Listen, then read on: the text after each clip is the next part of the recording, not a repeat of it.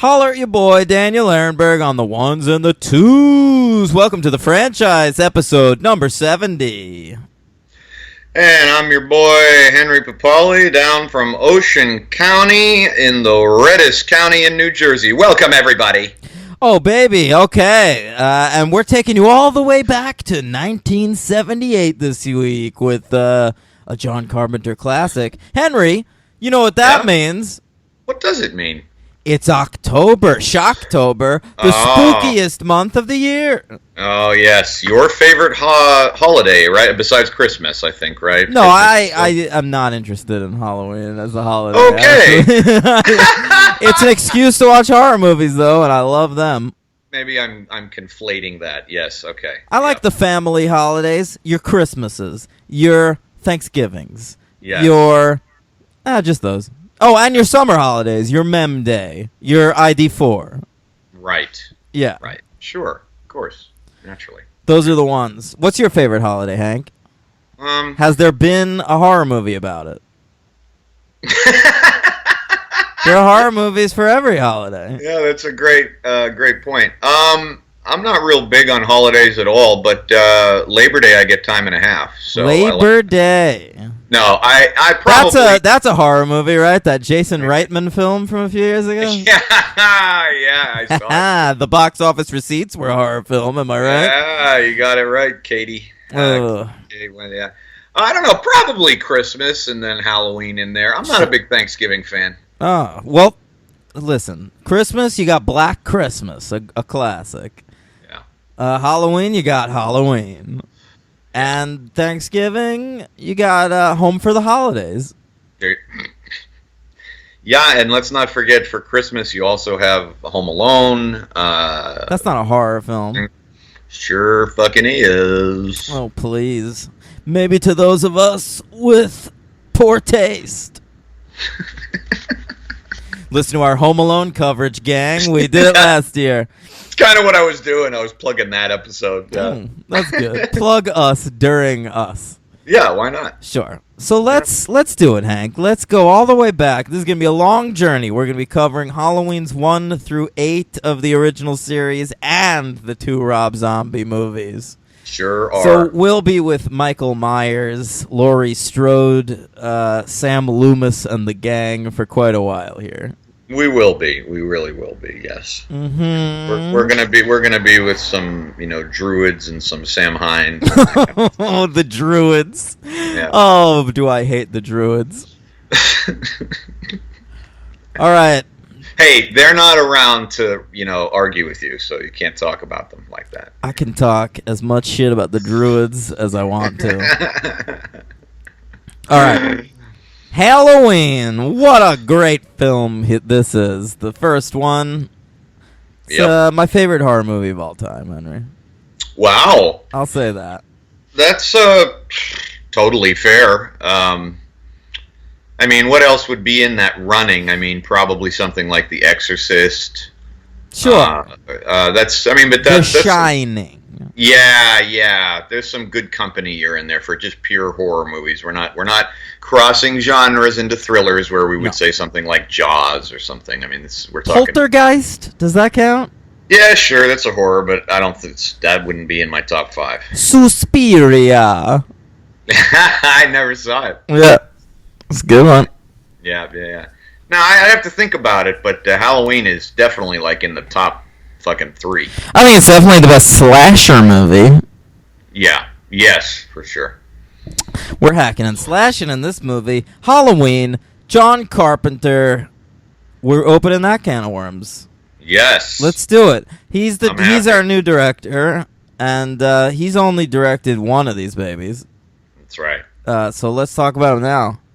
Yeah. Hank, I want to do the thing we did with Spielberg. Okay. Remember when we went through every Spielberg movie? Yeah. When we did Jaws, and we said whether okay, great, or bad. Okay. All right. Sure. I think it was. You want to do good, great, or bad, or good, just okay? Great, or bad. Good, great, or bad, or obviously haven't seen it. Let's do it here, JC. you got his list up? I do. Halloween's his 3rd film. Is that right? Uh, that's correct. Yeah, Yep. his first few films are real low budge. Halloween's put him on the map, but he had some minor hits before this. Well, one minor hit and one sort of forgotten movie. Right. So what was that first one? Is Dark Star. Dark Star, a fine sci-fi comedy / moments of horror film? And that would rate on your scale as Good. never saw it. Okay. Assault on Precinct 13. Great. I agree. Right. Okay. Halloween. You're talking about the Ethan Hawke one, right? Yes. So Yes. many of his movies have been remade into terrible movies. That's true. Yeah. Halloween, great. Great. The Fog. Good. I'm going to go with a good. Another It just- fine remake. yeah, oh, man. Yeah, I saw that one. Me too. It had the kid from Smallville, Oh, did it? Tom Yeah. Welling. Yeah, The Fog is good. Yeah. Escape from New York. Great. Great. The Thing. Great. Great. All right. Christine. Great. Me too. Listen, I'm going man, great. John Carpenter is one of the 20 best filmmakers of all time. I want to say that right now. No argument here. Next we have Starman. Oh. I haven't seen it since I was a kid. I don't feel like I want to judge it. I do. It's bad. Okay, maybe. I remember it being bad, so maybe it is. It's bad. Yeah. That's your boy But- Kurt? No, that's Jeff Bridges. Oh, that's right. It's Jeff Bridges. and your girl Karen Allen. Oh, yeah. I fell in love with her recently. That's right. Mm-hmm. But then we come back strong with Big Trouble in Little China. Yep.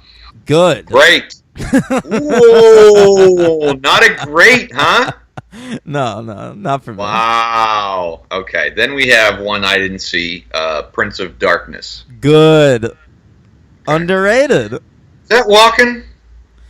I don't remember. All right. Then we have two in a row. They Live.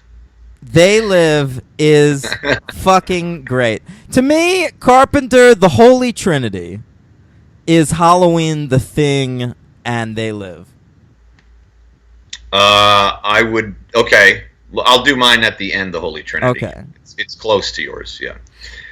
After that, and I give that a grade 2, by the way. After that, we get a movie that I know you and me love, but was not loved by many others. Memoirs of an Invisible Man. yeah, I don't feel like I can say great. I'm saying. I'm just gonna say good, but I do have a lot of affection for that movie. Yeah. Then we got. In the Mouth of Madness. Yeah, I don't remember that movie at good. all. It's good. Okay. That's Sam Neill, right? Sam Neill. So far, I don't think any of his movies are bad. Yeah, I agree. Well, we're getting right now to 1995's Village of the Damned. Good. Didn't see it. Listen, we're past the classics. I don't think you're gonna get any greats out of me from now on. No, you that's know. it. You're Yeah. right. That is it. Escape from L.A. Yeah, bad. I'm gonna say good. Okay. I'm gonna say a weak good. Then we're at Vampires. That's good. I saw that's James Woods, right? Listen, it'd be James Woods. Look, That's pretty bad. he retired this week, James Woods. Oh, did he? Yeah. He says that he's been blacklisted from Hollywood because he's a conservative. I Of see. course, if you look at his IMDb page, he's been in about 30 things in the last 5 years. So if that's blacklisting, then Sign me up. Yeah. But anyway, I'm okay with that movie. I think it's pretty fun. All right. Ghosts of Mars. That's bad. That's real bad. I remember actually not getting through that. Ooh. Isn't there a rapper in that? Yep, Ice Cube. Yeah, that's awful. And then here's a movie. The last one he's credited with is 2010's The Ward. I didn't see it. I did on Netflix in the last couple of years, and I'm going to say good. It's an interesting, very low budget movie, and it's very unambitious, but it's cool. I'm going to say he made 2 feature-length episodes of Masters of Horror. And I've seen both of them, and one of them's okay, and the other one is very good. Okay. The okay one is called Pro-Life. The really good one, I think it's called Cigarette Burns. You are correct. Yeah. My holy trinity would have to be Halloween, The Thing, and I really have to go Big with Trouble. I knew you were going to say it. I mean, I want to say Escape from New York. It's real close, but Big Trouble in Little China is really close to my heart, so I have to go with that. Here's another one. You ready for this? Here's would be the Quartet? No. How about this? The Mount Rushmore of John Carpenter films. You'd have Laurie Strode from Halloween. You'd have Snake Plissken on there. What else? I would continue it with Kurt Russell's character as well from Jack Burton from Big Trouble in Little China. Oh, and then Rowdy Piper? What about Michael Myers? Oh, good point. Good point. I want Laurie Strode, but I guess... Well, you just find a bigger mountain, you know? Yeah. Carpenter deserves a pretty big mountain. Now, here's a tough one. Favorite Carpenter film, period. Halloween. Is it? Yeah, it's close with The Thing, but... I'm going to go The Thing. Okay, that's fair. I know The Thing is number 1 on my list for, 1982 or whatever that came out. Oh, okay. Yeah. But Halloween is great, but 78's quite a year. You want to... Hey, that's a good segue. It is a good segue. Oddly enough, when we did these, I only could come up with 9 films. That's crazy. So. I've got 10 on here for sure. Halloween was released October 25th, 1978. You see what they did there? I do. It came out a budget, a minuscule budget of $325,000. Yeah, man. And it's an independent film, and a box office of $70 million. Ooh. The genesis of Halloween was a producer came to John Carpenter with 2 ideas for a film. One was a horror movie called The Babysitter Murders. That's a good title, make a movie. And another idea he had was a horror film that takes place on Halloween. Yeah. So, John Carpenter, in his infinite wisdom, went to his co-writer, Deborah Hill. And R.I.P. R.I.P., yeah, the great Deborah Hill. And came up with an idea, how about a bunch of babysitters getting murdered on Halloween? Yeah. Fucking kills it. Let's do it. Yep. So that's it. Thus began a classic. Halloween is in the National Film Registry, Henry. I noticed. But it wasn't on AFI, was it? Henry? Uh-oh. Give me that theme. All right, hold on. Click it on there. All right. AFI! That's the one with too much flair. I like the lazier one. Oh, the lazier one? Yeah. Okay. AFI! That's it. That's the one. All right. Yeah, it is on one AFI list, Henry. Uh-oh. I am so ready and so glad I didn't know. Halloween, according to the American Film Institute, our old friends, is the number 68 most thrilling film of all time. 68. Yep. Okay. Yeah. Ignominious placement. I think that was the same list. Was it Jaws that was number 2? Just behind Psycho or something? I think so. Yeah, I think so. So that's it. That's your AFI update for the week. They don't even pick a moment, just the film. Yeah. No. 68. So on a $325,000 budget, Halloween is the number 8 film of 1978 at the box office. And just to show you where we were in 1978 as a country, no smarter than we are now. It comes right sandwiched in between Convoy and Okay. Hooper. Convoy and Hooper. Yep. Okay.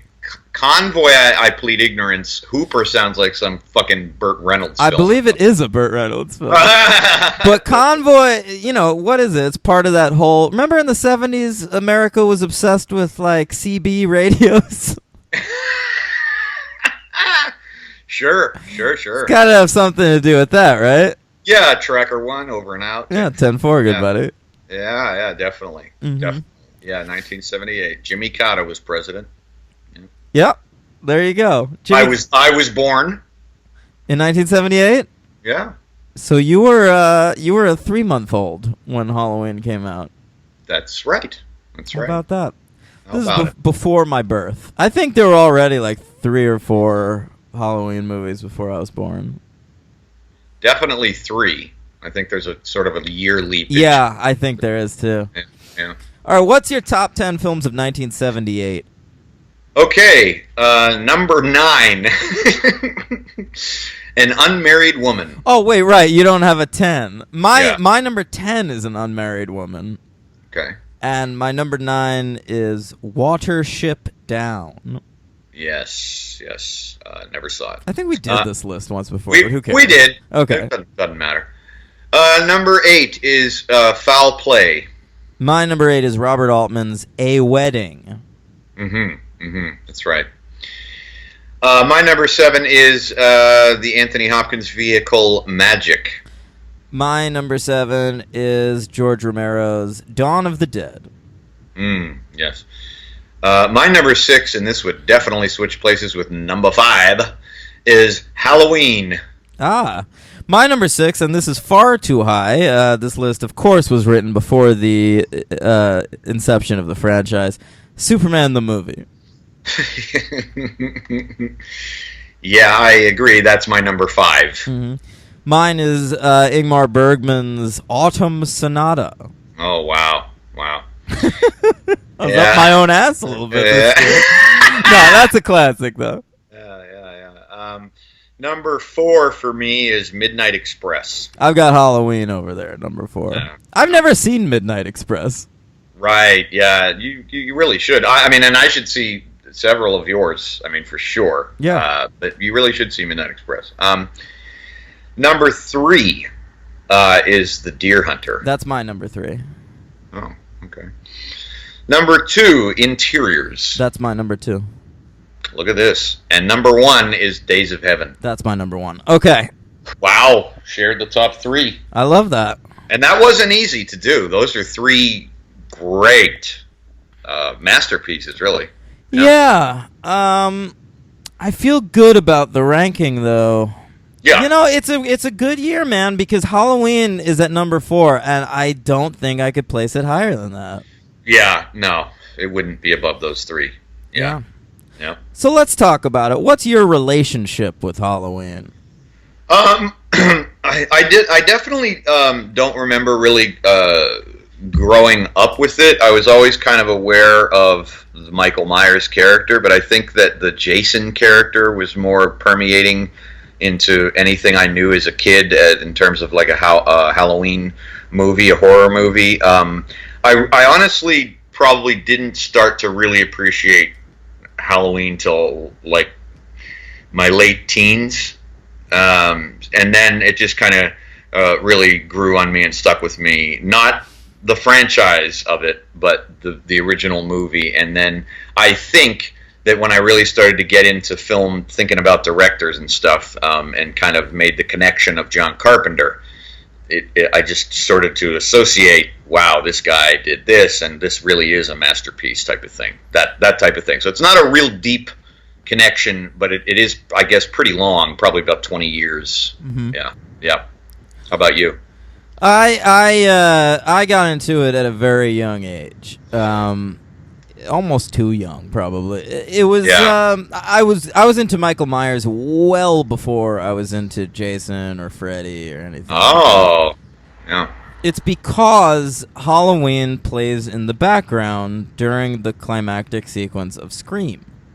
Ah, Yes. And I loved Scream when it first came out. That was my first horror film. Listen to our Scream coverage for the full story on that. Another plug. Yeah. Another plug for ourselves. And so I went to Blockbuster and I bought the VHS of Halloween, sight Nice. unseen. Wow. Purchased Wow. it. Mhm. Yeah. And I went home and I watched it and I wore the fucking thing out. Wow. And it was like, I think like later that year, Halloween 7 came out, H2O, you know? Okay, sure. And so I saw that in theaters Hmm. and loved it. Okay. And so for much of my teenage years, I studiously avoided Halloween's 3 through 6. And I bought 2 and 7 on VHS, and I would watch those 3 movies over and over again like a trilogy. Like a Jamie Interesting. Lee Curtis trilogy. Why did you skip the other ones? What did you know things about them or something? I'd heard bad things. I liked 7 so much, and 7 mostly ignores everything after 2. Hmm. So like I thought those were like the pure ones. Okay. Yeah. All And right. I loved Sure. Laurie. Laurie is one of my favorite characters in movie history. Yeah.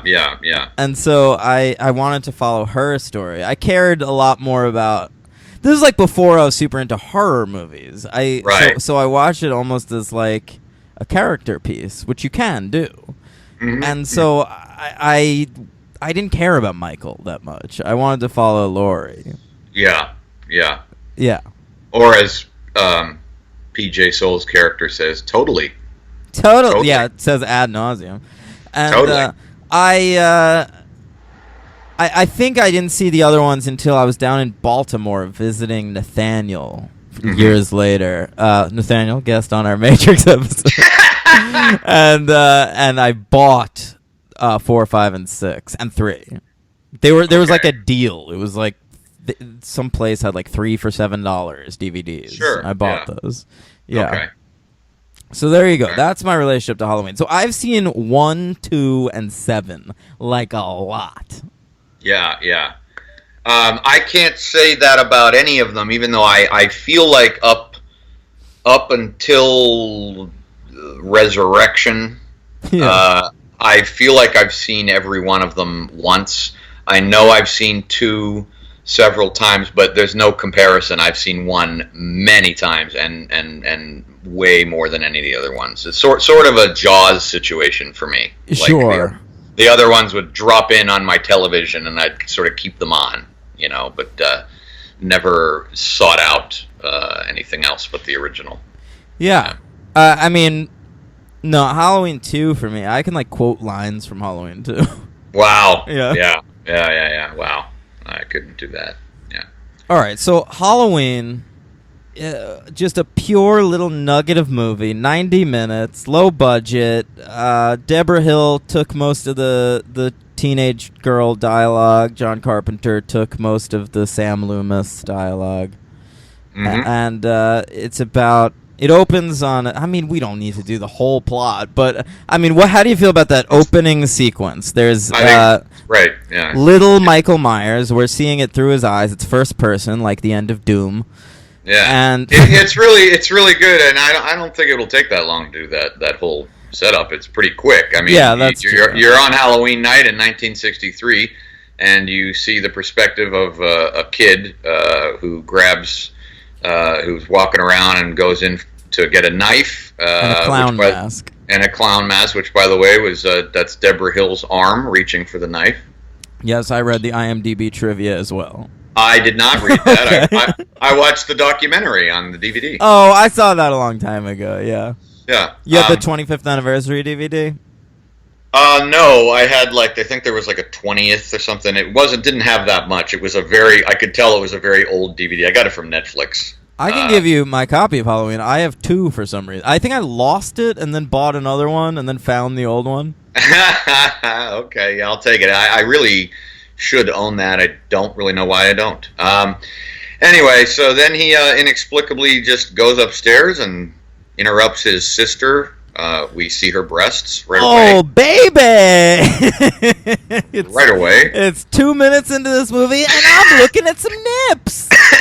And then he stabs her to death. With very little graphic content and blood. The most graphic thing is the nudity. Yeah, that's true. And that'll kind of be that way throughout this film.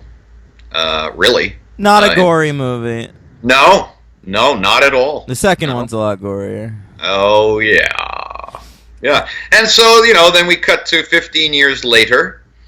We're in real time. So we see the kid. That I just want to say, because it's my favorite shot. It's my favorite shot in the entire movie, probably. Oh, yeah. Okay. That crane pullout of Yes. little Michael in his clown costume holding a knife with his parents on either side of him. Yes. It's just a lovely... I think it's a beautiful shot. And it's a fantastic shot, and it lingers. Something I never really noticed was how long it lingers, and the parents are just staring at him. They say something initially, but then when it starts to pan out, the folks are just looking at him. Because it's kind of a still shot. It's almost a portrait of a moment. That's rather than anything else. I would... If I had a painting of that, I would just put it... I want just like a frame of that and put it up in my home. It's great. And I love that the kid's expression is perfect. He doesn't look sad or happy or content or anything. There's just nothing going on. And it's that has to be Carpenter directing. It's perfect. Lifeless eyes like a doll's eyes. The devil's eyes. Yeah. Well, that was a Jaws reference, but you're right. Oh, right. Well, there's a ton of that in this movie. Like Sam Loomis, Donald Pleasance is just monologuing all over this movie, and every time it's great. Yes. He does the same a lot in 2 as well, but we'll get there. True. So after that, right, we cut to 15 years later, and do we go to Laurie's sort of life before we go to the asylum, I guess? No, maybe not. No, we go right to the asylum, right? Yeah, because it's the night before. Right. Loomis and his colleague, Marion, are driving in the car to transfer Michael Myers to a more secure location in one of the creepiest sequences where they're just pulling up and the patients are just wandering around. Oh, my God. That's just so brilliant. And it's raining and... just the simplicity of it, and you got this is where John Carpenter's score is kicking in real good too, and yes, composer as well. Yeah, and the fucking so Michael Myers like jumps onto the car. We see him like crawl up like the windshield, and when he does that, like he's like bathed in a red light, and there's this crazy sound effect that sounds like a fucking laser, like going like pew pew. Oh, I don't even remember that. Fucking insane. That is insane. I love it. I love it too. I mean, I love in that sequence not only when she sees in the rearview mirror that he leaps on the car, but I always love that he breaks the windshield with the palm of his hand. Yeah, not a fist, the palm of his hand. It's like what a great touch. Yeah, what a great touch. Like just little things like that. Any director, he probably would have a wrench or some fucking instrument, and he just we're already in the presence of something way stronger than we can possibly understand. Sam Hain. Yeah. I should mention also Donald Pleasance is given top billing in the movie. Yeah, I mean, he's the only name involved in the movie. Carpenter hired him, and it reminded me of Marlon Brando and Gene Hackman in Superman. I thought of it right away. But that's not. I don't think of it that way, because if you really pay attention, Donald Pleasance has about as much screen time as Jamie Lee Curtis does in the first one. Oh, no, for sure. But you're right. But it also was obviously about billing who was a star at the time. So it was the same for Superman. So then after when we kick into 2, then that's changed. So true. But it was very amusing. I didn't remember that when it says Donald Pleasance in Halloween, But so Mikey Myers, he steals the car and The Loomis and the nurse survive that little altercation, Yeah. and Myers just drives off into the darkness, and which sort of, I believe, leads also to Loomis going to reprimand the head of that institute. Yeah, that's a little later, but yeah, and what? He learned how to drive. He's been in this mental hospital since he's 5 years old. Maybe somebody taught him. Oh! Yeah. The reason I thought of it was because one of my favorite little moments, I don't know if it was overlooked, but it's hard for me to believe that someone with Carpenter's meticulousness was overlooking anything, is that Loomis pulls up to that institution and parks in the handicap spot. I didn't notice that. That's great. It's very funny to me. Yeah. Yeah. So then let's check in with what's going on in Haddonfield, Illinois.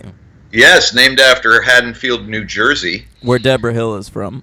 Which I had brought up during Friday the 13th. I remember. When you said, we were talking about how it's in New Jersey, and I said, yeah, isn't it like in Haddonfield? And you said, no, that's Halloween. Well, you thought Halloween took place in New Jersey. I thought when it was suggested that it was, but I forgot. I knew it was Illinois, but I was thinking off the cuff, and I misfired on that one, yes. Yeah. So we're in Haddonfield, Illinois, the fictional town of Haddonfield, Illinois, which is actually California. Yeah.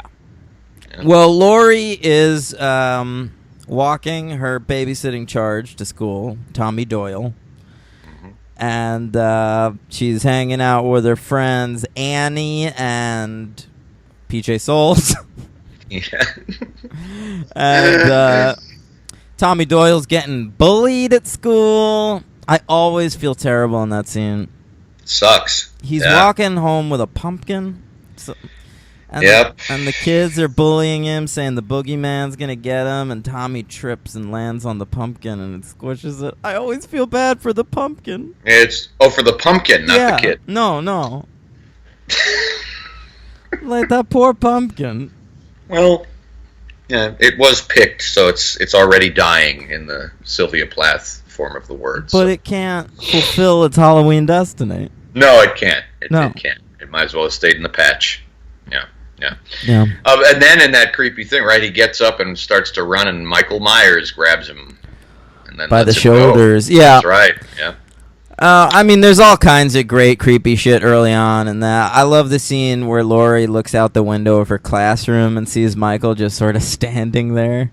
It's so good, and I gotta say that before the movie even makes it to nighttime, he accomplishes Carpenter so much creepiness in daylight, which was also, I would assume at the time, pretty original. I mean, I remember that's something that when I got into the film, really freaked me out. Like, I really loved that. Like, and it was just, I'd never really seen that before. Yeah, because Haddonfield is depicted as this, like archetypal, sleepy suburban hamlet.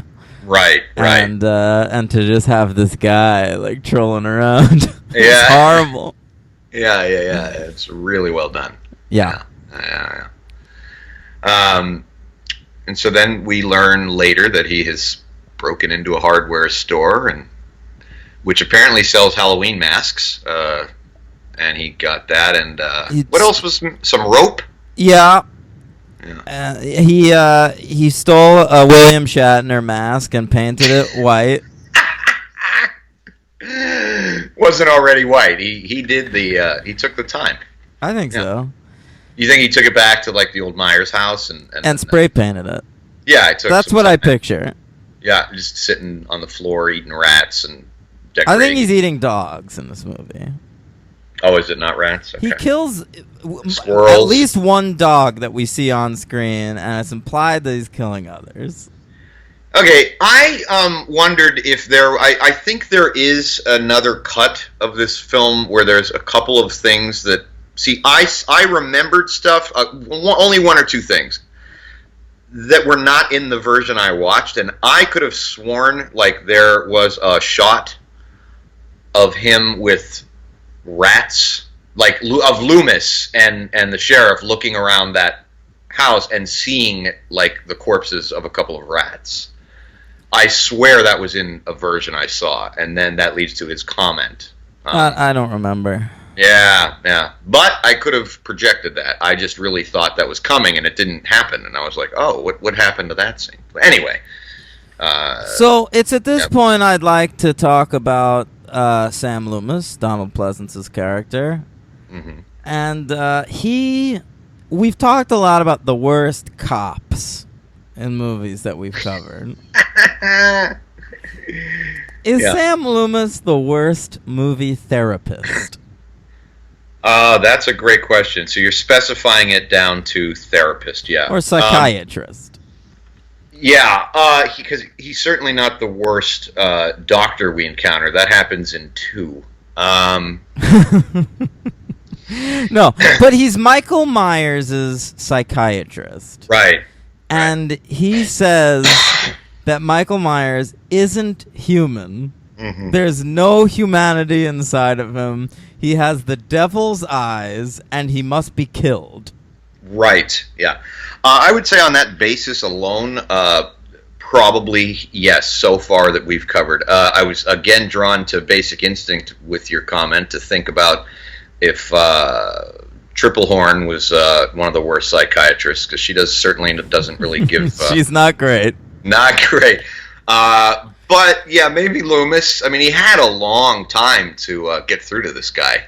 You know? Yeah, right? I mean, jeez. 15 years! Yeah, a long time.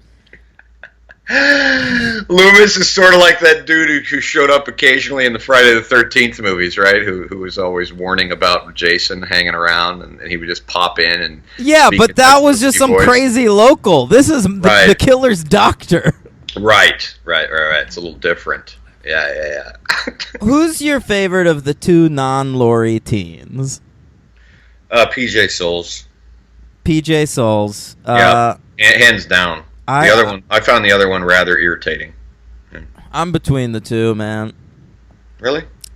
PJ Souls was definitely the one, because as a kid, I had a big crush on PJ Souls. Me too, man, but mostly from Stripes. But, yeah. No, for me, mostly from this. Yeah. She's kind of an airhead. She says totally a lot. She shows her pubes. Yeah, she says jerko a lot, too. El Jerko, yeah. And she shows her breasts in Stripes a couple of times, too. Yeah. Who are you, Mr. Skin over there? No, just you're saying it like it was a one-time thing, that's all. Well, I'm just saying we're talking about this movie. Yes. Maybe she didn't. Maybe I'm thinking of the mud wrestling sequence. Let me check my Mr. Skin account. Yeah. So she's great, but I like the dry wit of Annie, and she's kind of like a mess, and she's kind of mean to Laurie. Well, I think that's why I didn't like her.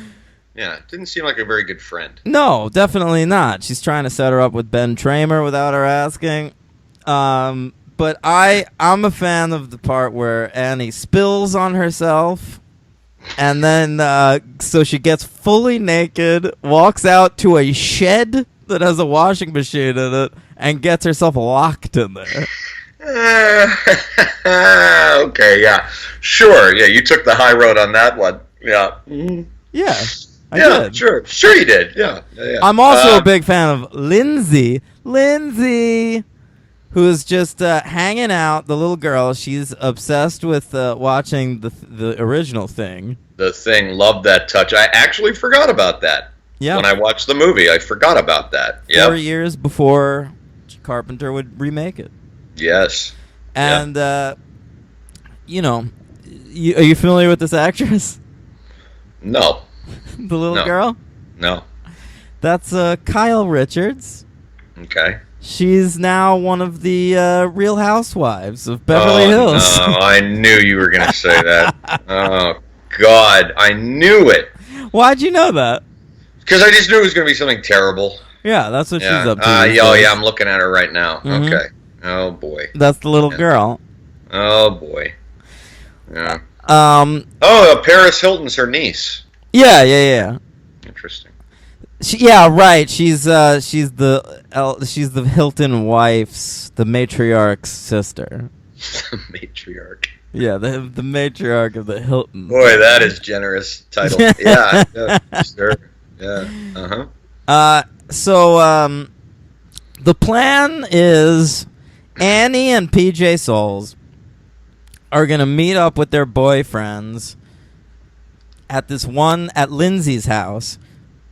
They're gonna drop Lindsay off with Lori to babysit her while she's babysitting Tommy Doyle, and they're gonna bone down with their BFs. Right. So Annie's dating this guy El Jerko, and PJ Souls is dating this great guy named Bob. Love that guy. Love Yeah. Bob. Love his glasses. I was just gonna say, I love those glasses, if nothing else. Yeah. So the first one that gets killed is Annie. Annie goes off to her car to drive to pick up her boyfriend, and she sings a lovely song, which I used to sing as a child. Really? I used to walk around singing that song. What was the song? I can't remember it now. It's like, oh, Paul, or something. That's his name, wow. Paul. Yeah. I don't remember much music in this except besides Carpenter's hypnotic theme throughout. I remembered the "Don't Fear the Reaper" playing on the radio. Yeah, as they're smoking weed on the way to babysit. Yeah, and I'd just like to point out too that a nice touch with Laurie's character is that she's obviously identified as the pure, the virgin. right, but also like very book smart. And when we see her bedroom, I noticed another thing I'd never noticed before. She's got a James Ensor painting on her wall. Oh, so I'd say she's rather cultured. Sure. So, yeah. But I like that she smokes weed too. She's not just like totally this like pure untouched being. Yeah, she takes a hit. Yeah. All right. No, you're right. Yeah, sure. Yeah.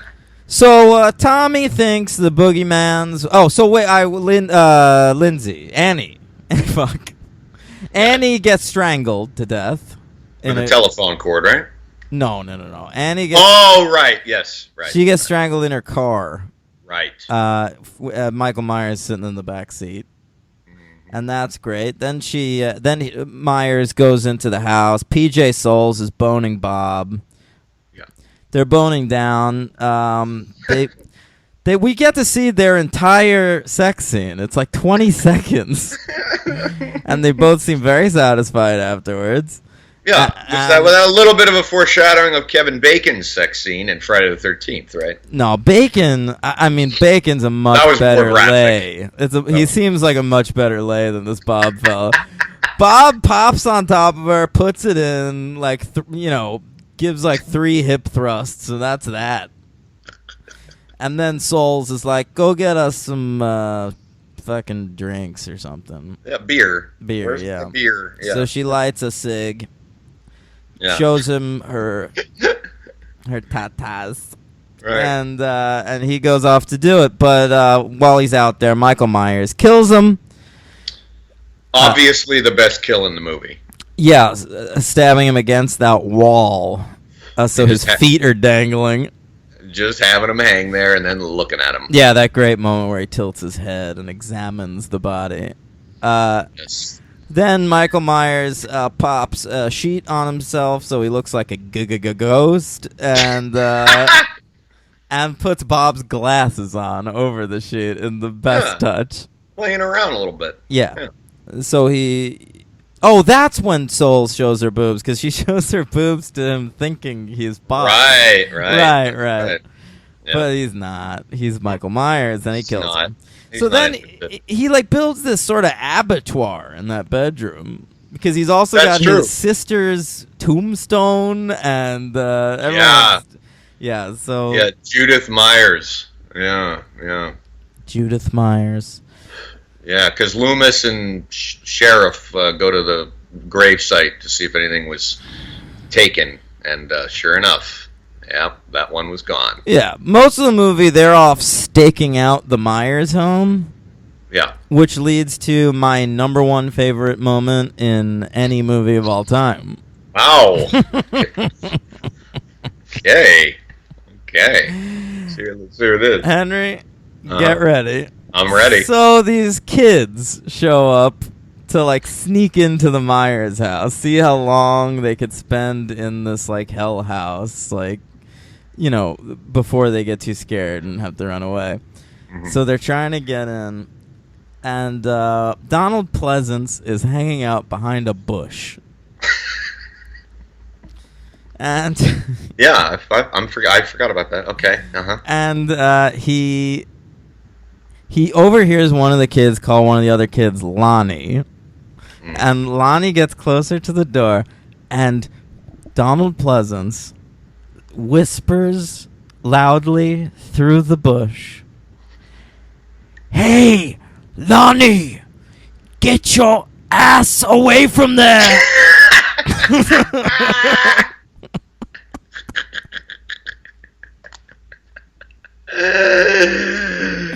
Yeah, that's pretty good. Yep, that's a line I've quoted ad nauseum in my life.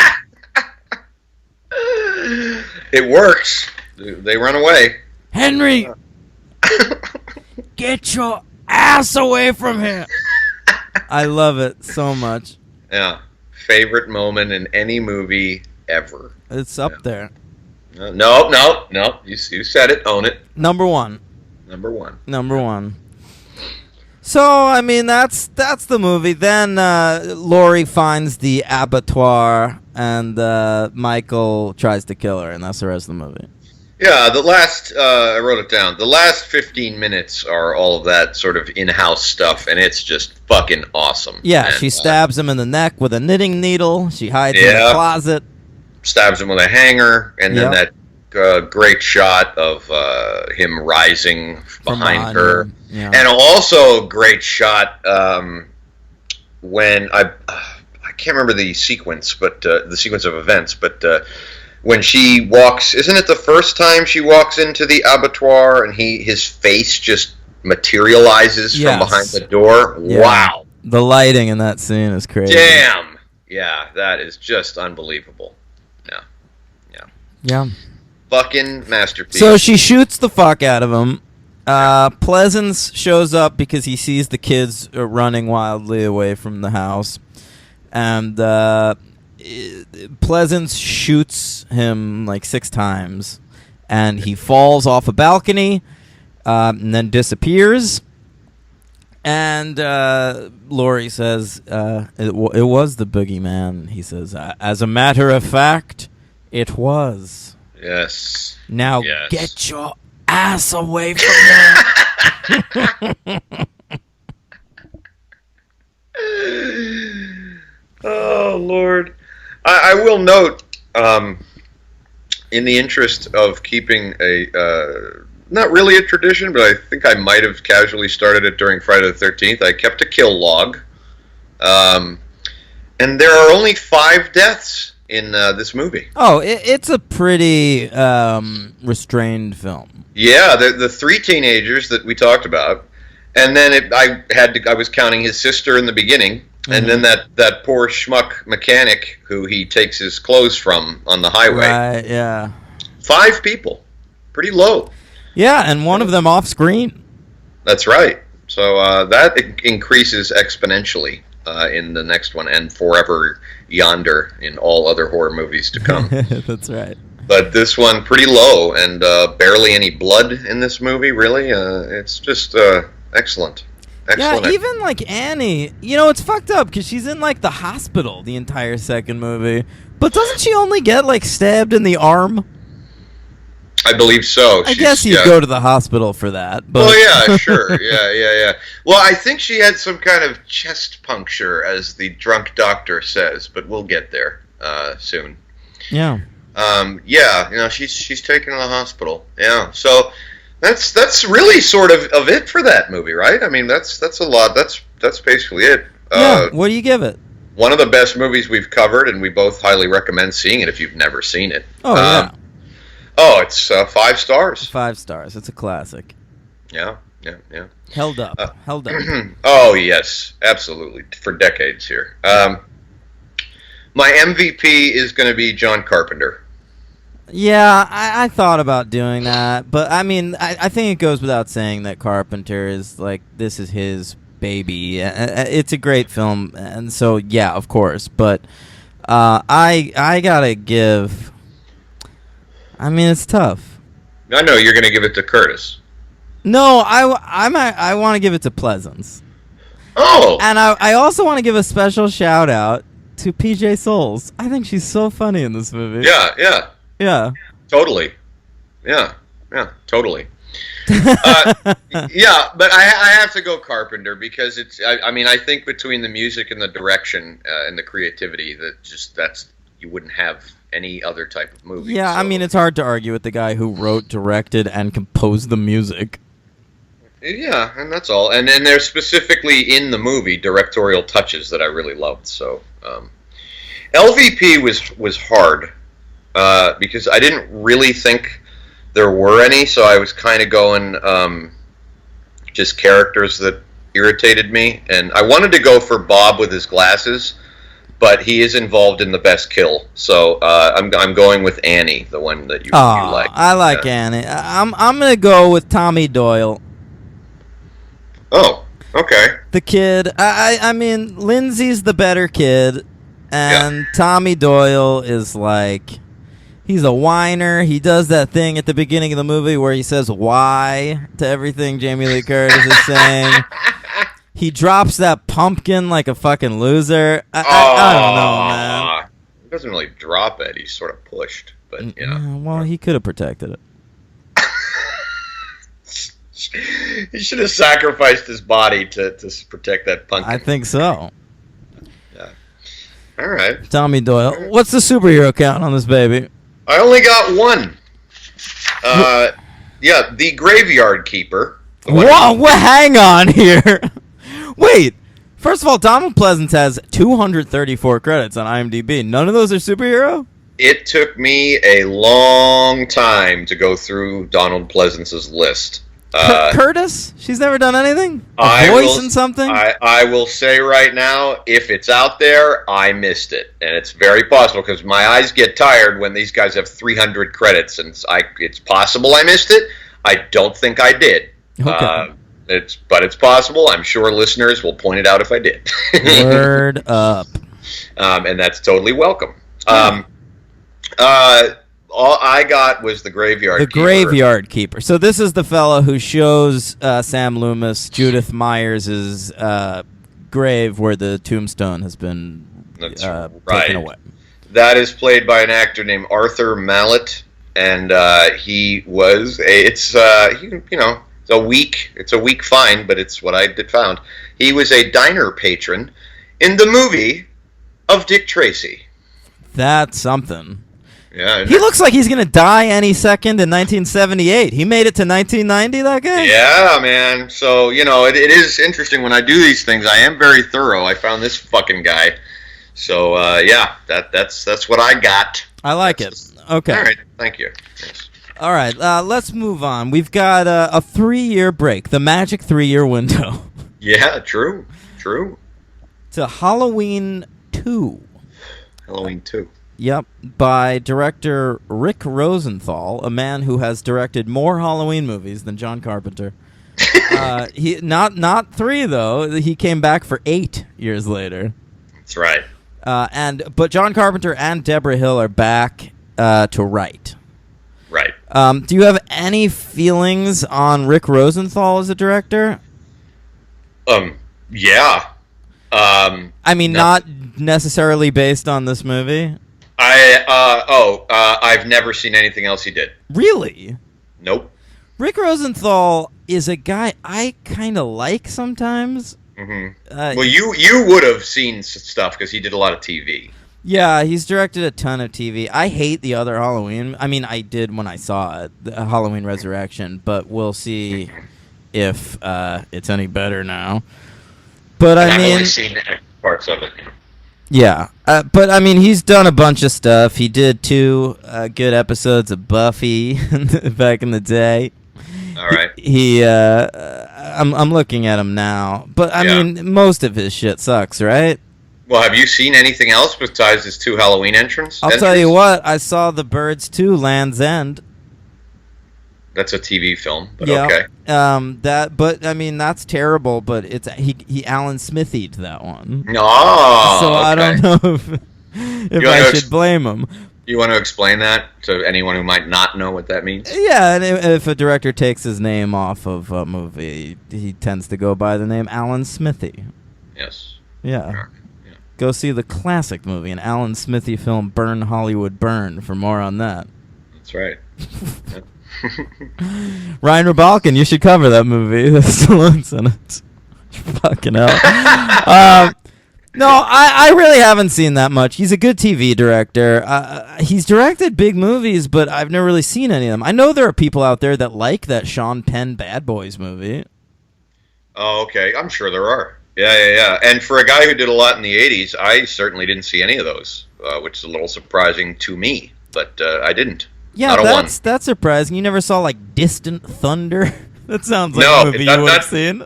Totally sounds like a movie I would probably own. Yeah. But I've never seen it, and I'd never even heard of it until I looked the guy up. You didn't see Ruskies? No. With the young Leaf Phoenix? Oh, no. No. No. All right. Well, here he is, Rick Rosenthal. Here he is, folks. We're covering him. We'll talk about him again in a few episodes. Yeah. So Halloween 2 comes out October 30th, 1981. You see what they did there? I think I'm catching on. Yeah. I'm starting to get it. You know. A budget of $2.5 million, highly increased from the first one, and a box office of $25.5 million. You know, not that great, but it's a hit. No. Yeah, and I did want to mention another carryover besides Carpenter and Hill in terms of writing was the cinematographer, which should have probably gotten a mention in the first movie. It was Dean Cundy, because the movie looks great, who we covered. He's had a good career, right? He's done some classics. Yes, we covered him when we did Back to the Future 2 and 3, and the first one. Yes. All three Back to the Futures. He actually worked with Zemeckis quite a bit. Okay. You're the score cinematographer guy, so the Carpenter score, I just want to say, is great. Yes. And it's still great in Halloween 2, even with, like, the synth touches and stuff. Yeah, I agree. Even though they had a little more money to add some stuff, but it didn't really affect it too badly. So, at all, actually. Yeah. And I usually like John Carpenter scores. I love his score to They Live. I love his score to Escape from New York. I think he's great. I love his score to The Thing. Yep. Wait a minute, I'm wrong. What? And I didn't look that up. Did he not do The Thing? I just remembered in my head, he didn't do that. It was somebody else very famous, and that's going to kill me, so I'm going to have to look it up real quick. Okay. Yeah, that's somebody very famous. I want to say, Ennio Morricone. Really? Yeah. Holy fuck. Yes. I didn't know that. I knew that. Yep. Great score. Totally different. No wonder that sounds like someone put some time into it. Nothing against John Carpenter, but it tends to be 4 notes. Yes, he's a minimalist. Yes, yeah, for sure. Okay, so Halloween 2 comes in at number 30 at the box office between two movies I've never heard of, Henry. Ooh. So, our resident 80s buff, are you familiar with Only When I Laugh or Modern Problems? Not Only When I Laugh, never heard of it, but Modern Problems, I believe, is that shitty Chevy Chase movie. Really? Yeah, I think. I thought you had it up. No. Yes, I believe that's, if it is what I'm thinking of, that is a horrible movie with Chevy Chase. I'm going to look it up right now. All right, I'm looking up Only When I Laugh. This is a Neil Simon joint. Oh. Yeah. Okay. Yep, I was right. That's Chevy Chase. Yeah, that's real bad. What do you got on the one you looked up? I don't know. You're not sounding great right now, but we'll get past it. This one, it's got Christy McNichol. It's got a boozy Broadway actress comes out of a 12-week cure to face the problems of her best friends as well as her needy daughter. Sounds Neil Simon-y to me.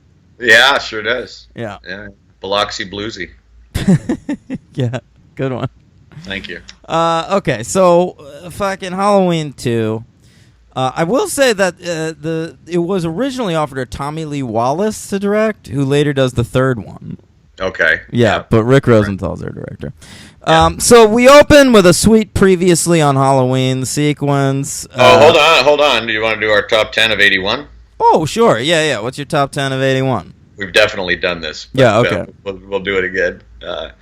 Number 10, Thief. Michael Mann, right? Yep. Yeah, my number 10 is John Waters' Polyester. Never saw it. Number 9, Taps. I've got Brian De Palma's Blowout. Oh. Number 8, For Your Eyes Only. All right. Really? Okay. I need to redo the list, brother. I've got David Cronenberg's Scanners. Yes, that's why I need to redo the list. Number 7, Escape from New York. Number 7, Prince of the City, featuring my boy Treat. That's right, it's always a treat. Yeah, always a treat. Number 6, Body Heat. My number 6 is Raiders of the Lost Ark. Oh. Number 5, Stripes. Raiders of the Lost Ark should be higher. I think I said this when we did Raiders of the Lost Ark. I think you did. But yeah, I mean, we definitely did this. Fuck. Stripes, I think I said last time, it's good for 2 acts. Yes. That's your number 5? Yes. Mine is An American Werewolf in London. Good pick. My number 4 is Prince of the City. My number 4, continuing my trend of John Carpenter being at number 4 on lists, Escape from New York.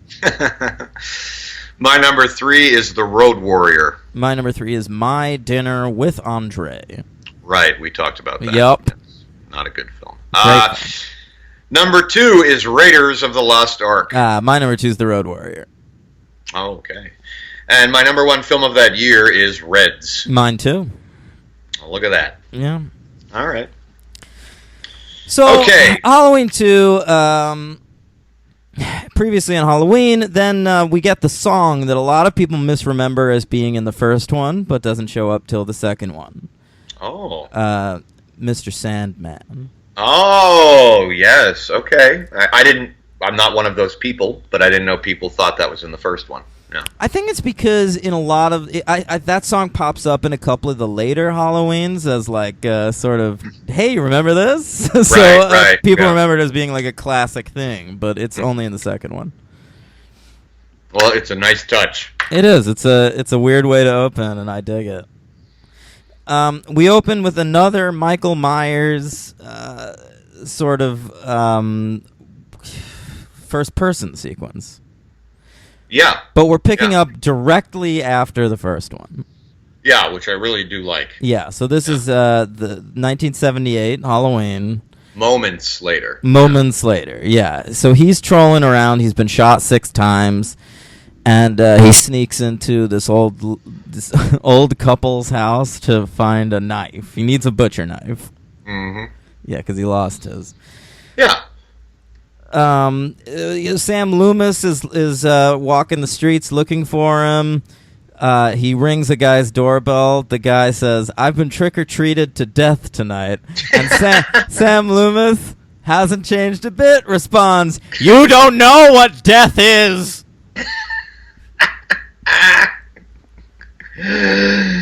The one-liners continue. Yeah. With Loomis. A little bit of whining in the movie. I did have to write down. I mean, I didn't mind it. It was really funny to me that he spends half the movie saying, "You don't believe me, do you?" Just keeps going on and on with that line. Nobody. He's like fucking Tommy. Nobody believes me. Yeah, like I said, there's a lot of whining. Yeah. Yeah. So we get the opening credits, which is a redo of the opening credits from the original. Where it was a big zoom in to a pumpkin. Yes. A jack-o'-lantern. But now, in the second one, the pumpkin opens up and there's a skull inside. Creepy. Spooky. Oh, yeah. Yeah. Yeah. So Myers steals the butcher knife from that old lady. I always notice that when she turns away, she turns away for a second and looks back, her butcher knife is gone and there's blood on her ham sandwich.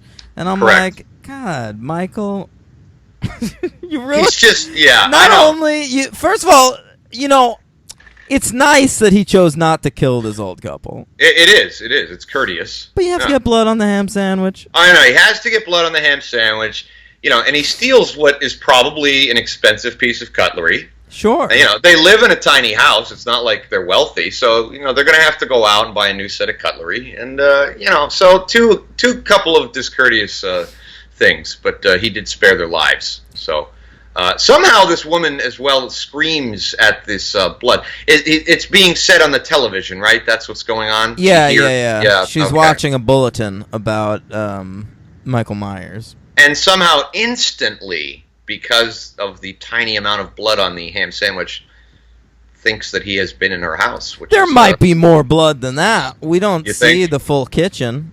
He could be dripping all over the place. That's a good point. Yeah. It could be footprints. Yeah, we don't know. Yeah. So we cut. There's one of my favorite moments in this movie, and there are so many, is next door.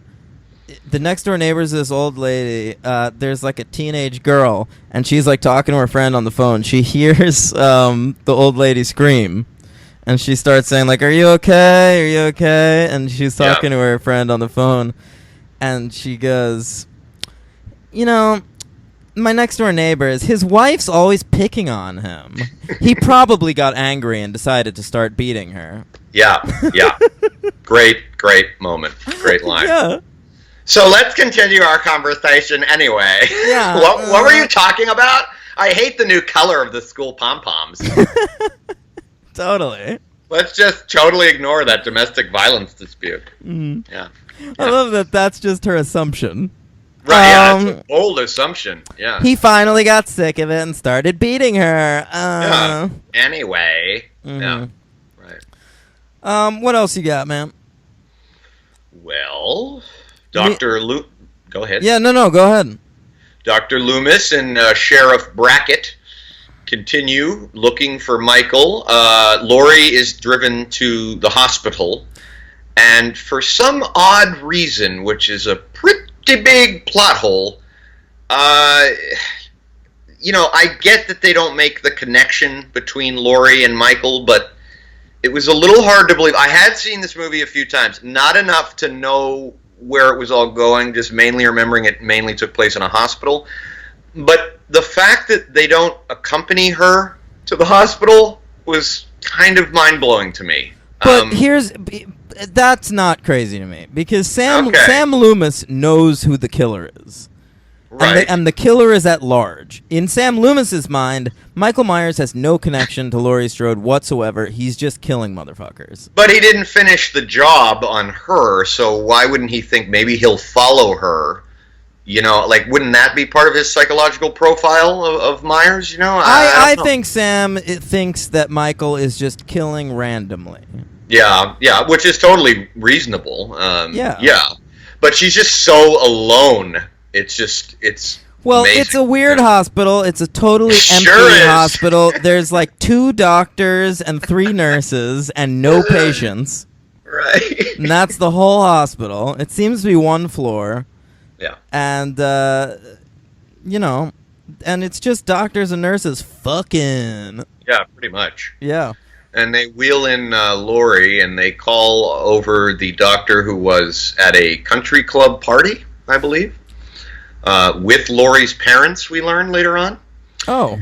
Yes, I believe that's a line thrown in there. And he's drunk. Yeah. Not really for any reason, but he is. And he's like, I think we're going to operate on this girl. Nurse, give me a needle. And they give it to him. Is he the fella that later gets killed by the hot tub? Or is this a different doctor? No, okay. He does die, but not in that way. Oh, right. He's the one that gets the hypodermic needle through his eye. Correct. Great. Yes. That's a little too much for me. Yes, there's a few scenes that are a little too much. That was not my most too much moment. Hypodermic needle as a weapon bothers me for some reason. I understand. Yeah. Yeah. Obviously depending on what it's filled with. But Yeah. anyway. We don't know. The hot tub death was too much for me. No, I love that one. Oh no, it's great, but I mean, a live scalding. Yeah. That was wow. It's pretty crazy. Could have done for just the drowning. I didn't really need to see the skin falling off the body. I like that whole sequence though, the hot tub massacre. Oh, it's very good. They yeah. get in the hot tub naked, and she's got her boobs out. She's our boobs for the movie. But how about this? He gets up. We get to see some buns. Yeah. Little man butt. Yeah. So he gets murdered, and then Michael comes back and cops a feel of this lady because she's not facing him, Yeah, very odd. Yeah, he puts very odd. his hand right there, and she starts licking his little fingies. Yeah. Ooh, getting them all lubed up. That was creepier than the moment itself. Yeah. Yeah. Super creepy, and then he melts her face.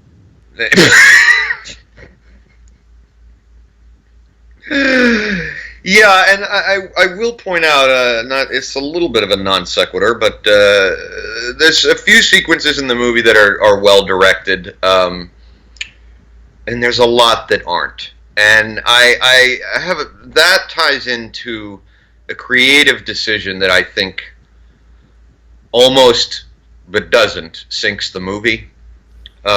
Is too much Michael Myers. And I will say this real quick. I think you're going to love this point. Remember all the Jason actors from Friday the 13th and how I loved. Who did I love? I don't know his name, but the one from the sixth one. That's right. Well, I never ever thought in a million years that I didn't even know there were different ones till I was looking at the movie and doing the research. Yeah, the one in the first one's the guy Nick Castle who went on to be a director. And I really prefer him. Oh. Yeah, I really thought this guy was overdoing all of the body movements. He's too animated. So some of that is him just in that part, and also the direction by showing him far too much. I honestly didn't notice that he's animated and stuff. I noticed that he is in it too much, and part of that is not nearly enough Laurie Strode in this movie. Fully agree. She's like passed out in her hospital bed like most of the movie. Yes, and I didn't remember that as with being that a thing. one fucking doctor trying to creep on her the whole time. Well, or paramedic. Our old boy, franchise crossover, Lance Guest. Jimmy Olsen, right? No. Oh, wait, who is he? From Jaws for the Revenge. Oh, that's right. He's one of the fucking Brody kids. Yeah. Yep. So he has a tough life, this guy. He's like with unkillable sharks, unkillable shapes. Yeah, Lance Guest. That's what they call him. Unkillable shapes. Yeah, that was for the Halloween nerds out I there. liked it. That's what they call him, right? The shape. Mm-hmm. Yeah. It's at this point I'd like to talk about my favorite character in this movie. Here we go. The kid with the bloody mouth. Oh, man. The kid with the bloody mouth. So, Woo. Henry, tell me if you thought this was going somewhere.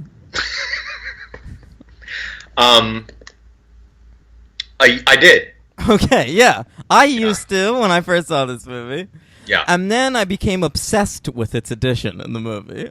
So also what happened to the kid's mouth, which I had to read about later. He bit an apple with a razor blade in it. Yes, I couldn't fucking tell. I thought he fell on a window or something. No, that was a big Halloween urban legend, and so that's why he was there. So we see him 3 times in the film, Henry.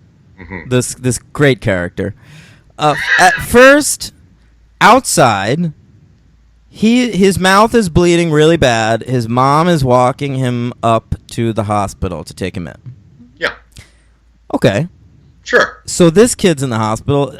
What do you think's gonna happen? Michael Myers is in the hospital. Maybe his mother gets murdered. Yeah, definitely. That's what I thought. Yeah. So we see him a little bit later. He's now in the hospital. They're like checking in, and they got to find this kid a doctor. They're short-staffed. Very. All right, Yes. so you're thinking maybe he'll get a bed. What's gonna happen there? Maybe the kid will befriend Lori. Sure. Yeah. Um, Maybe a short round situation. Yeah.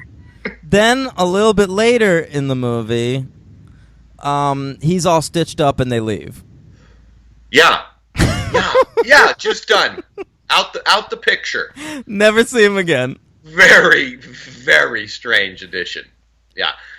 Was that like a cutting room floor choice, or was that just a poor script writing choice that they just thought, hey, we'll show that the hospital is active with other people coming through? I have no answers for you. Yeah. I have no idea why that's in the movie. Yeah. I agree. I agree. But I love it. I would not have this movie without that. It is excellent. It's excellent. We didn't mention the Sam Hine reference because that's earlier in the film. I believe that's later, but we can talk about it. They go to the school. Oh, that's what I'm thinking of. Yeah. Yeah, they go to the school, and the Sam Hine has been written on the. All right, so we're in sequel territory now, so we need to create a mythology. Mm-hmm. Yep. Just let him be a fucking evil bastard. Yeah. So, do you want to talk about this? I don't know much about it, to be honest. I mean, Loomis pontificates about the history of the Druids thousands of years ago and what they worshipped, the Lord of the Dead. Yeah, which is Sam what Sam Hine is pure evil. Right. I mean, there's not much to say, right? It's a pretty simple thing about... somehow Michael Myers is linked to this. Yeah, and which got me to thinking, I assume this ties in with your theory about Loomis not being a great shrink. So maybe Mike had some access to the psychiatrist library and psychiatric library and was able to read up on it and then channel it. How did be. I mean, how did he come upon this? You know, maybe the parents were creeps. He was raised as a kid. Like, you know how some of these kids are like Scientologists from birth. I think you just answered my question. Yeah. I think he was raised to worship the Lord of the Dead. Sam Hain. And that's it. Yeah. I like that it's Sam Hain and not Sam Hine. Yeah. Is it Sam Hine? No, it probably is Sam Hain. I believe it is Sam Hain. Oh, okay. I don't think it's Jewish, so it's probably not Sam Hine. Yeah. Insert your Jewish joke at that space. I'm good. Okay. I'm good for today. Okay. I want to talk about my second favorite character in this film. Okay. All right. Obviously, my number one favorite character is... obviously Loomis. No, the kid with the bleeding mouth. Oh, in this film, yes, the kid with the bleeding mouth. And your second favorite? Ben Tramer. Yeah. So Ben Tramer. Wow. Talk about go ahead.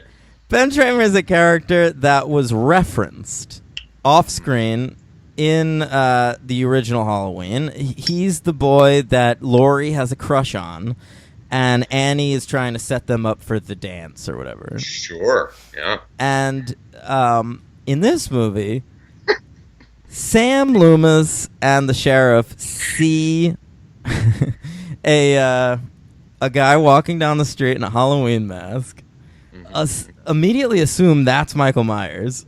Yeah. And try to corner him. How does this even happen? Anyway. Well, the character's staggering, and he's wearing the same mask, I believe. Similar. Because it's, the same hardware store. Yeah. And Loomis, I don't believe, fires at him, but is yelling and screaming.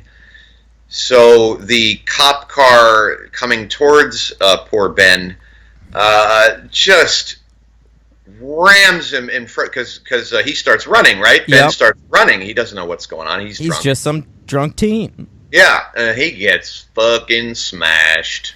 Yeah, gets smashed. The car pins him against an ambulance or something, and then both of those vehicles blow up. This motherfucker is incinerated. He is immolated. And if this was Fast and the Furious, not a scratch would be on him. No, but he's dead. He's fucking. The dental records are gonna help a lot. Yeah, he is. He's a goner, and it's very Shades of Ferguson. Am I right? Shades of Ferguson? Yeah, Shades of Ferguson. I think you mean Charlottesville. Why? What do you mean? You know, cops killing a civilian. Oh, I thought you meant someone getting rammed by a car. Oh no, that's Charlottesville. Yeah, shades of both. Both. Yeah, it's an awful death, and yeah. Sorry, that brought me down a lot. Sorry, what you just said. Jesus. I shouldn't bring that shit up. No, you shouldn't. It's after this that a guy, one of the police officers, comes to tell fucking the sheriff that his daughter died, because in the first one it's set up that Annie is the sheriff's daughter. Yeah. And that's my favorite line, one of my favorite line readings in this movie. They found some kids dead. One of them's Annie. I'm a big fan of that. Really? One of them's Annie. Oh, all right. That's how he says it. Yeah. My favorite part of that is that I fully didn't expect, upon hearing about his daughter's death, that Sheriff Brackett would then vacate the premises fully. Yeah, he just runs off screen. That's it. Never heard from again. Yeah. Yeah. Yep. I think that's around the time we see Dana Carvey. Yeah, which I knew going in he was in it, but I missed him, and I wasn't looking for him. I forgot by the time I watched it that was coming, and I missed it. So he's what, or a cameraman or something like that? Yeah, something like that. He's he's doing an impression of a cameraman. Yeah. That? Listen. Yeah. Hey, these Michael Myers murders are weird, wild stuff. Am I right? Not God, Wasn't be prudent. Isn't that special? I want to murder you. Oh boy. Not my best way. He's the master of disguise, man. Pistachio disguisey. Yeah. Yeah. Hey, audience, we're here for ourselves. You know what? You know what that old lady won't be doing any of now that Michael stole her knife. What's that? Chopping broccoli. Oh, no more. No more broccoli. Yeah. Broccoli. So the rest of the movie is just Michael Myers chasing Laurie around this hospital. One of the best deaths is probably when that dude slips in a pool of blood. Yeah, another bizarre death because he's not dead right away. Yeah, and he's not murdered by Michael. He just slips in the blood. No, there's two deaths in here that aren't directly attributable to Michael Myers. I mean, when Loomis gets that Ben Tramer, gets him killed, Loomis would probably be, charged with second-degree manslaughter in that, don't you think? Like, I mean, he sort of made that happen. Oh, you got to assume. I mean, and these police officers, it's not like they like Loomis. Like, he's not a part of the force. No, they're not a fan. They're not fans of him. Not like you and me are, or you especially. Right. Yeah. So the big reveal of this movie is that Laurie is Michael Myers' sister. Yes. How do you feel about that?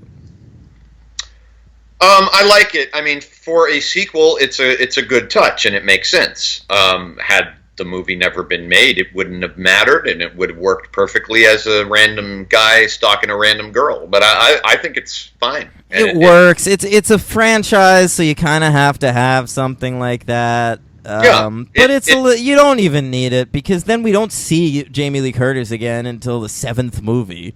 Right. I don't know. But we do, as I recall, we'll get to it in a we see Michael's niece a whole bunch. Right, so we see relations of his. But, she steps out the picture for quite a while.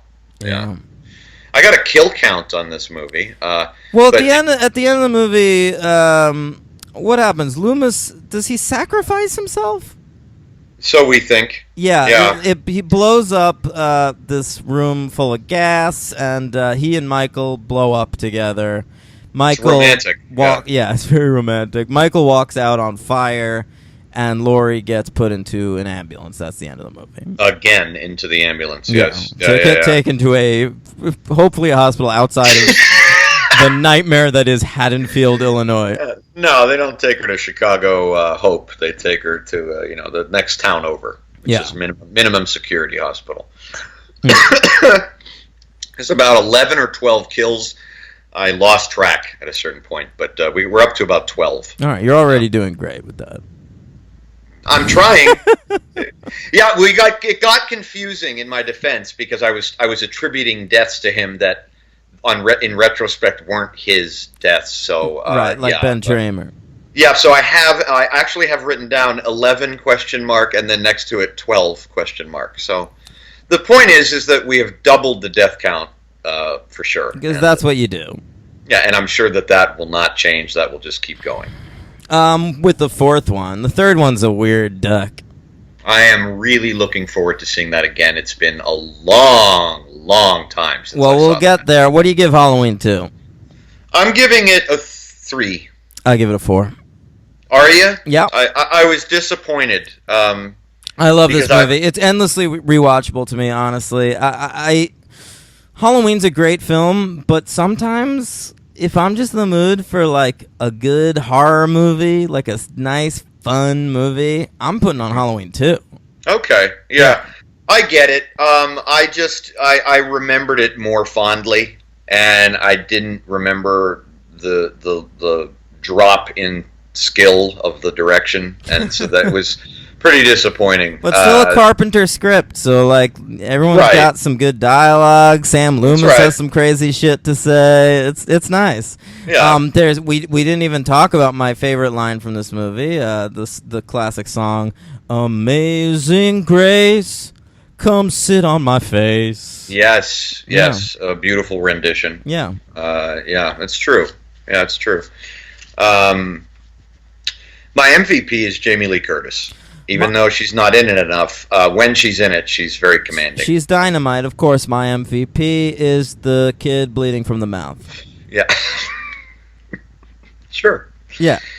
Yeah. My LVP is Mr. Rosenthal. My LVP... my LVP is that security guard. That's a pretty... It's a death that's not that exciting. There's a cat that jumps out of the thing. I'm not that into that whole sequence. I get it. It. Makes sense. I got a superhero count. It's a little bigger this time. Is it? I got 6. Jesus. Well, it's 1981, so, the 70s had just occurred, which will be in evidence here. A lot of Incredible Hulk episodes. You got it. Nurse Karen Bailey, the one who shows her breastises early on in the hot tub sequence, played by Pamela Susan Shoop. Love it. I met a Shoop once. Yeah. Oh, really? Yeah. She was in an episode of Wonder Woman and an episode of The Incredible Hulk. There you go. The replacement for Michael Myers, played by the actor with one of the classic names, I believe Aaron Farinelli's familiar with this guy, Dick Warlock. That's his name. Okay. He was in Spider-Man, the Sam Raimi, the Sam Haney Spider-Man 2002 as a city official. And he was in The Rocketeer as an FBI agent. Okay, The Rocketeer, love it. It was based on a comic. Yeah. Jeffrey Kramer, who played one of your most hated characters in the Jaws franchise, Deputy Hendricks, Brody's inept sidekick. That's right. He's in this movie, playing a character named Graham. I think he's a deputy in this too, but I don't really remember. He was in The Incredible Hulk as well, the show. Okay. One of the marshals, Marshal Gummel, was played by an actor named John Zenda. He was in, both The Incredible Hulk and Wonder Woman. All right. And the final two, the old woman whose ham sandwich is ruined. Yes, I'm listening. She was in Wonder Woman as well. All right. Lucille Benson. I was hoping she was like a forgotten Catwoman or something. Yeah, that'd have been good. No, and then finally Anne Marie Martin, who played a character named Darcy Esmont. I think she's one of the nurses. She was also in an episode of Wonder Woman. So that is your superhero count for Halloween dose.